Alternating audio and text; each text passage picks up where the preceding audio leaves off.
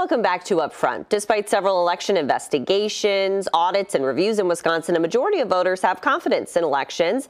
That's according to the Marquette Law School poll, which asked about elections in a poll it took last weekend. 65% of the respondents said they are very confident or somewhat confident in state elections.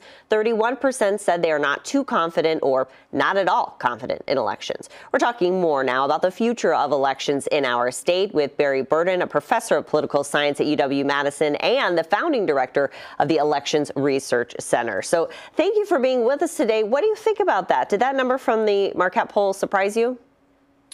It didn't. It's very much in line with what we're seeing around the country.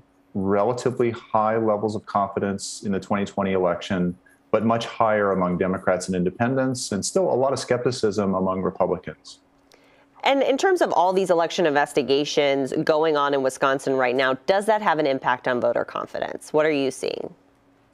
I think it does have an impact, and it's the opposite impact that the proponents of the reviews say will happen. By continuing to raise questions and suspicions and keeping the kind of uncertainties in the air longer, I think it does nothing to boost the confidence of voters. What could be done to boost the confidence of voters is to tell voters that the election was well run. Not perfect, not ideal. It was a very difficult circumstances during the pandemic. But in Wisconsin, we had high levels of voter turnout, a lot of satisfaction from voters. If you ask them what their experience was like, it's very positive.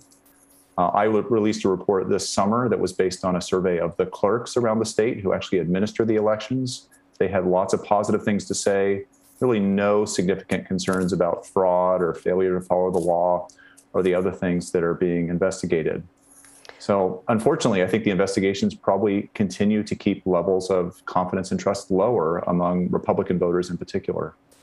And speaking of that, I know people like candidate for governor Rebecca Kleefisch told me that she's concerned that Republicans won't vote because they don't trust that their vote will count. Do you think that will happen? Will these people who don't trust the election system not show up? I don't know. We have mixed evidence on that from other states. In the two runoff elections that happened in Georgia in January for the two Senate seats there is some evidence that Republican voters who turned out back in November did not come back to the polls in the same way in January, in part because of allegations from Donald Trump and others that there was fraud or there are reasons to be not trusting of the system. So there it may have hurt the GOP. But in the elections just this week in Virginia and New Jersey, Republicans did really well, winning the governor's race in Virginia in a state that's trended blue. And that's despite the fact that in exit polls, voters for the Republican candidate, Glenn Youngkin, said they were not at all confident about the ability of the election to validate what they had wanted it to be. So despite the low confidence there, it seems like Republicans did just fine. So I think the jury's still out on that question.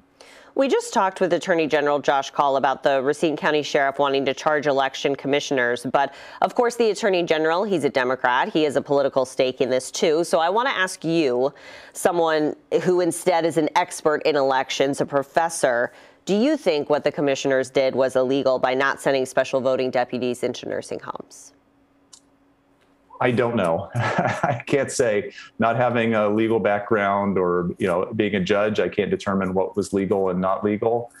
I know the commission was in a difficult circumstance trying to run an election during a pandemic, and on a bipartisan basis decided to make this accommodation to try to serve voters who were in residential care facilities and nursing homes.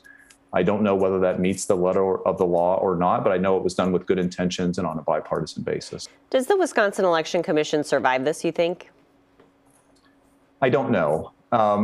What is striking right now is that the complaints you're hearing from legislative leaders about the commission are essentially the same complaints we heard about the Government Accountability Board 5 years ago.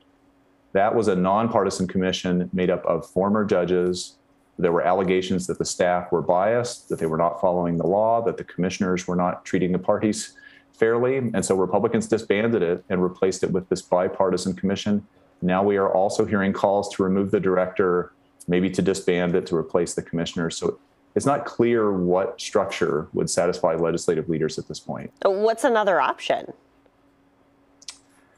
Well, I think the Government Accountability Board was the best option. At the time it existed, Wisconsin was held up as a model for the rest of the country.